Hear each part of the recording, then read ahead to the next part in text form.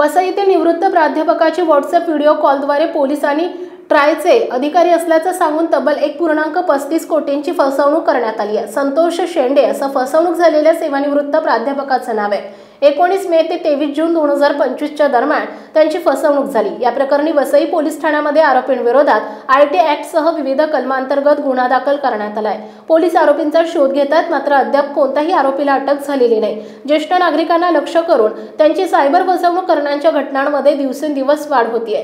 वसईतील संतोष शेंडे या सेवानिवृत्त प्राध्यापकांना व्हॉट्सअप व्हिडिओ कॉल करून आपण पोलिसांनी ट्रायचे अधिकारी असल्याचं सांगितलं। आरोपींनी संदीप राव, नीरज कुमार आणि विजय खन्ना अशी स्वतःची ओळख सांगितली।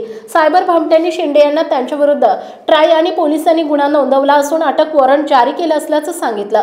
तसंच या प्रकरणाच्या चौकशीसाठी तुम्हाला मुंबईतल्या कुलाबा पोलीस स्टेशनमध्ये हजर राहावं लागेल, अन्यथा आम्हाला तुमच्या घरी येऊन अटक करावी लागेल असंही सांगितलंय। शिवाय चौकशीसाठी तुमच्या खात्यात असलेली रक्कम आम्ही देऊ, त्या खात्यामध्ये जमा करा, चौकशीनंतर ती परत केली जाईल असं सांगितलं। त्यामुळे घाबरलेल्या शेंडे यांनी आपल्या 4 बँक खात्यातील 1.35 कोटी 7 वेगवेगळ्या बँक खात्यांमध्ये ट्रान्सफर केले। त्यानंतर या अधिकाऱ्यांसोबत संपर्क झालाच नाही। त्यामुळे आपली फसवणूक झाल्याचं लक्षात येताच शेंडे यांनी वसई पोलीस ठाण्यात जाऊन आरोपींविरोधात गुन्हा दाखल केलाय। या प्रकरणी वसई पोलीस अधिक तपास करतायत।